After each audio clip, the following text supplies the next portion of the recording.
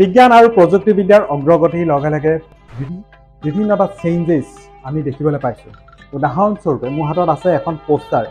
এই পোষ্টাৰখনত আগতে পোষ্টাৰ এখন হ'লে ডিটেইলছবোৰ লিখা থাকে, ক'ত হ'ব কি হ'ব। আজিকালি কিন্তু সলনি হৈছে, চাওক দেই, মন কৰিব। এখন দুলীয়াজান মাৰাথনৰ পোষ্টাৰ, আৰু পোষ্টাৰখনত অল ইণ্ডিয়া স্পনচৰশ্বিপ লিখা আছে, ডেটটো ইয়াত লিখা আছে, আৰু ৰেজিষ্টাৰ নাও এটা QR কোড দিছে। সেই QR কোডটোত আপুনি ৰেজিষ্টাৰ কৰিব পাৰে। মানে কথাবোৰ কিবা ডিটেইলছত নথকাৰ কাৰণে অকণমান দিগদাৰো হয় বহুতৰ। এতিয়া আৰু এখন পোষ্টাৰ মই দেখাইছোঁ, সেই একেটাই পোষ্টাৰ। ইয়াত আপোনালোকে ডেটটো দেখিবলৈ পাব, তাৰপিছত দুলীয়াজান চাইক্লিং ক্লাবে অৰ্গেনাইজ কৰিছে সেইটো দেখিবলৈ পাব। দুলীয়াজান চাইক্লিং ক্লাবৰ উদ্যোগত অহা 29 ছেপ্টেম্বৰত দুলীয়াজানত এখনি মাৰাথন প্ৰতিযোগিতাৰ আয়োজন কৰা হৈছে। তৃতীয় সংখ্যক এই মাৰাথন প্ৰতিযোগিতা 29 ছেপ্টেম্বৰত অনুষ্ঠিত হ'ব। এইখন পঢ়ি পেলাই আমি সেইটোৱে বুজি পালোঁ, কিন্তু ইয়াত স্কেন মি বুলি লিখিছে, হ'ব একো ডিটেইলছে নাইকিয়া। কথাটো মানে অকণমান আচৰ হইনা লগা নাইনে? অকল সেইখনে নহয়, আৰু পোষ্টাৰত একেই আছে। গোটেইখন পোষ্টাৰতে অকল ডেটটো লিখা আছে, তাৰপিছত এটা QR কোড দিছে। সেই QR কোডটো আছে, স্কেন মি বুলি লিখা আছে তাত।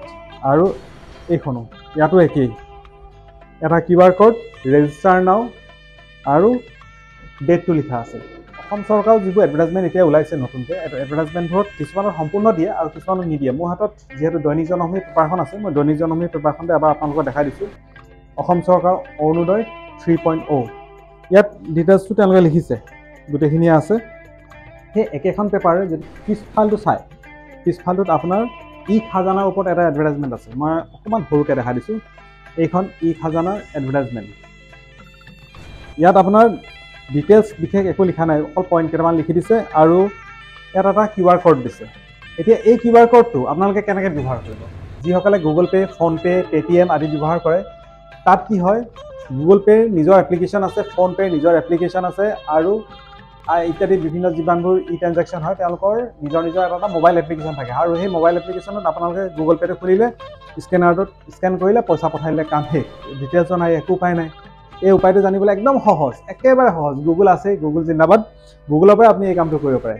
যিসকলে জানে ভাল কথা, যিসকলে নাজানে মই 2 মিনিটত কথাটো শিকাই দিম।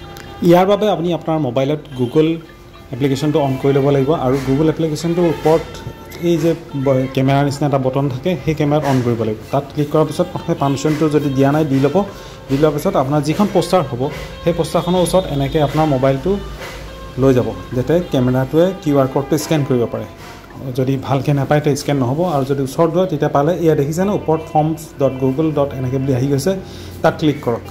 এই নীলা লিখি থোৱা সেইটোত ক্লিক কৰিলে আপোনাৰ গোটেই পেজখন খুলি যাব। যিটো লিংক তেওঁলোকে দিছে সেই পেজখন খুলি যাব, আৰু ডিটেইলছটো তাতে ওলাই যাব। খুব ধুনীয়া, একদম সহজ পদ্ধতি। সকলোৱে মোবাইল আজিকালি এণ্ড্ৰইড মোবাইল ইউজ কৰে, গতিকে এইটো এটা জানি লোৱাটো ভাল। আৰু এনেকৈ গোটেই ডিটেইলছখিনি আপুনি ইয়াত পাই যাব। ইয়াতে আপুনি পঢ়ি মেলি যিখিনি কৰিবলগীয়া আপোনাৰ কৰণীয় থাকে কৰিলে। ঠিক একেদৰে এই যিখন মই ৰাজহ বিভাগৰ দেখাইছিলোঁ তাতো সেই একেই চাওক। ইয়াত আপোনাৰ ডিটেইলছটো আহি গ'ল। ইয়াত QR কোডটো আপোনালোকে স্কেন কৰিলে গোটেই ডিটেইলছটো পাই যাব। খাজানাৰ স্কেনটো পাই গ'ল। ইয়াৰ পৰা আপুনি পঢ়ি পেলাই যদি ৰেজিষ্টাৰ কৰা নাই ৰেজিষ্টাৰো কৰি ল'ব পাৰে, বা যিখিনি আনুষংগিক কাম থাকে সেই কামখিনি আপুনি অনায়াসে নিজে ঘৰতে বহি কৰি ল'ব পাৰে। একেবাৰে সহজ।